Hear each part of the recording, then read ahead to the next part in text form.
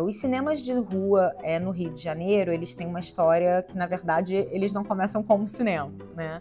O cinema, quando de fato ele chega no Brasil, né, em relação, né, aos artefatos de projeção de imagem, né, de captura e projeção de imagem, eles vão ocupar espaços que não eram, né, necessariamente espaços cinematográficos. Então o cinema estava junto do teatro, estava junto do circo, ele estava junto de shows de artistas, ele era mais uma atração de entretenimento. Por volta da Primeira Guerra Mundial é que você vai ter uma definição maior e vai ter um espaço exclusivo para a apresentação de filmes. Você vai separar cinema de teatro ou de outras formas de artes performáticas e você vai construir um espaço adequado às características tecnológicas, técnicas e de apresentação desse tipo de expressão cultural, artística, comercial, que são os filmes. A gente até brinca que o cinema ele vai tateando, né, os espaços até encontrar um espaço para si mesmo, né, até constituir para si um espaço que de fato seja cinematográfico ao longo da sua história. Então, o que se chama de cinema de rua começa, na verdade, ali por volta da Primeira Guerra Mundial no Brasil e ganha uma configuração definitiva seguindo o modelo norte-americano, hollywoodiano, quando se inaugura a Cinelândia Carioca a partir de 1924. Vai ser, né, um grande projeto, né, um projeto até megalomaníaco do Francisco Serrador, que ele fez, enfim, uma desapropriação de um terreno que era o terreno do Convento da Ajuda. Não ele fez a desapropriação, mas, né, ele compra esses terrenos que foram desapropriados, enfim, e monta ali esse projeto que era construir uma Broadway brasileira. Tem também a chegada do filme estadunidense como um produto que ocupa o mercado brasileiro, quase que totalmente, e define que o padrão de apresentação é o padrão que existe lá na matriz, lá nos Estados Unidos. A gente apenas segue essa dimensão, essa referência, esse modelo.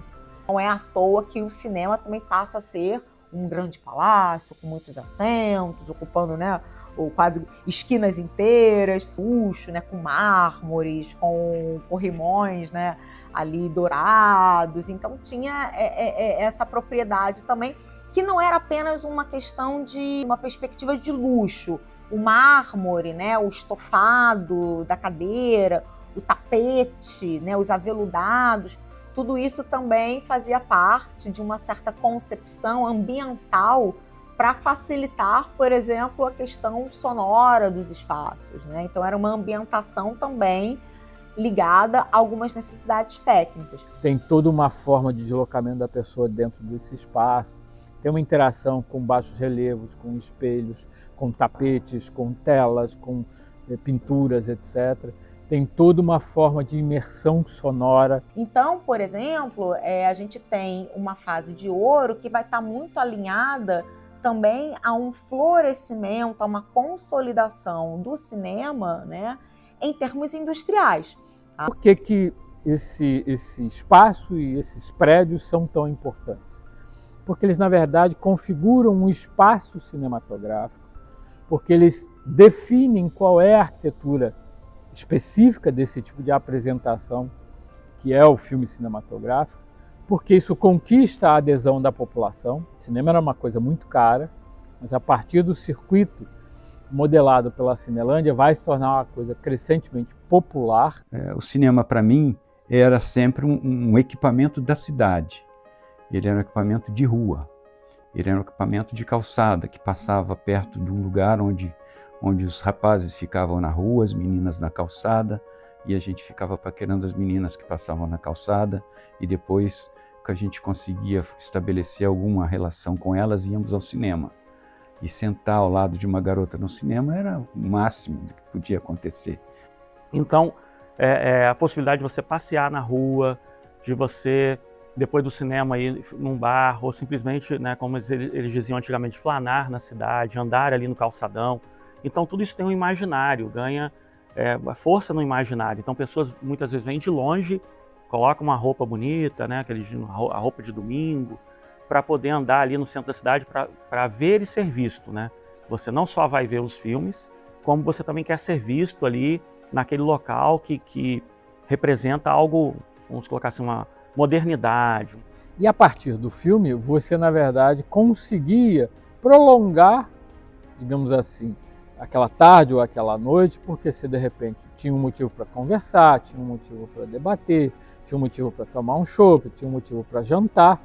E, na verdade, aquilo se transformava num grande evento na vida das pessoas, na vida cotidiana das pessoas. Aquilo ensina muito para nós, né, sobre uma certa tendência também do modo como esses cinemas grandiosos vão se estruturar em outras regiões do Rio, né? Como foi o caso, né, de alguns cinemas que foram construídos com esse objetivo na Cinelândia, no centro, mas também em outras regiões do Rio de Janeiro. A economia cinematográfica é uma economia de varejo, ou seja, ponto a ponto. Como é que você vende remédio? Tem que ter uma farmácia em cada bairro. Como é que você vendia filmes na primeira metade do século XX? Você tem que ter um cinema em cada bairro. No caso do Rio de Janeiro, você teve 3 grandes espaços cinematográficos. O bairro que mais teve cinema no Rio de Janeiro foi a Tijuca.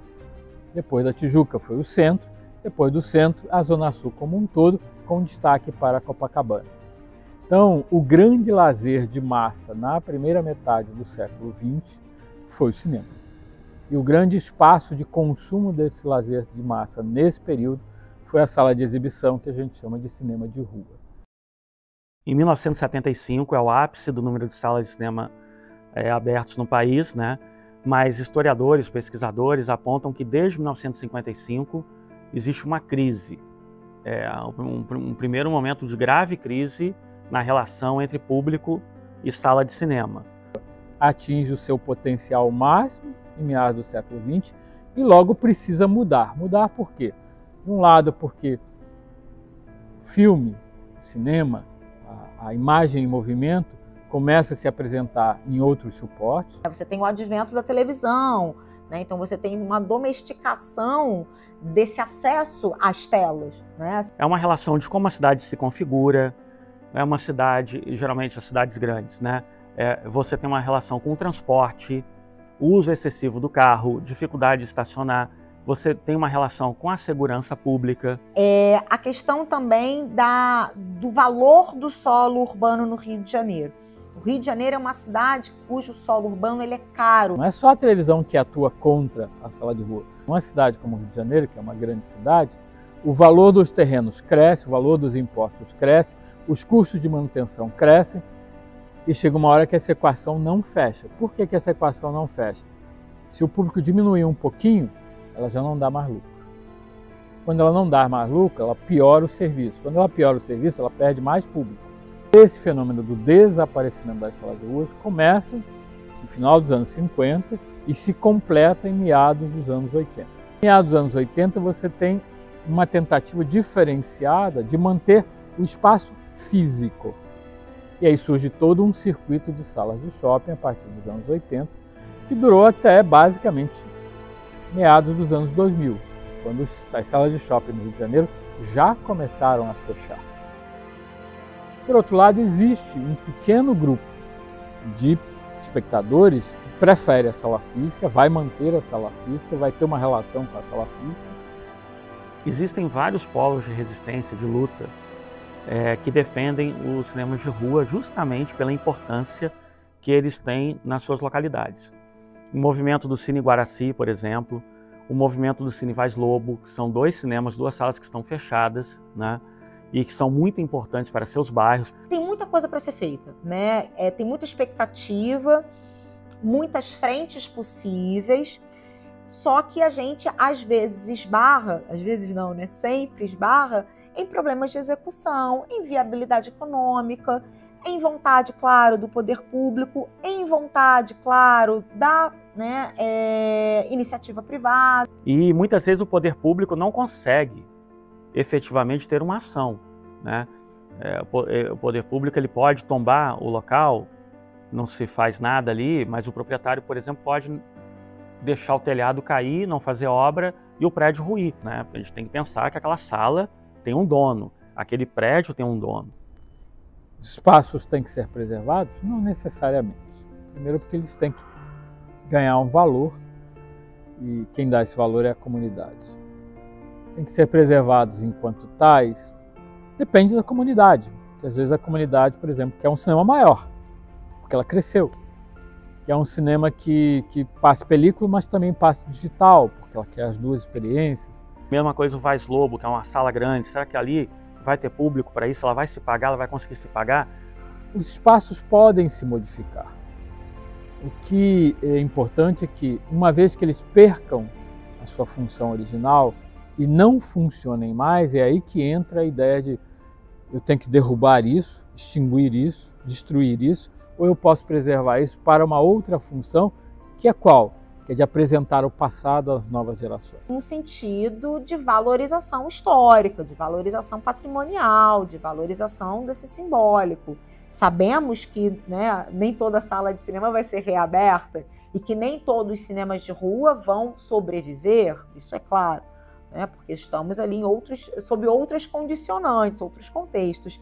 Mas é importante, né, que em relação àquilo que ainda resta, principalmente, né, quando ainda está funcionando, que se tenha uma atenção redobrada. Há alguns projetos, por exemplo, muito interessantes hoje em dia, focados justamente na questão da reabertura, e tem até uma palavra interessante, que é o da reconversão. Por exemplo, é preciso ter estratégias de convencimento, propostas, projetos, né? Porque a luta agora é para que esse local não vire algo fora do setor cultura, né?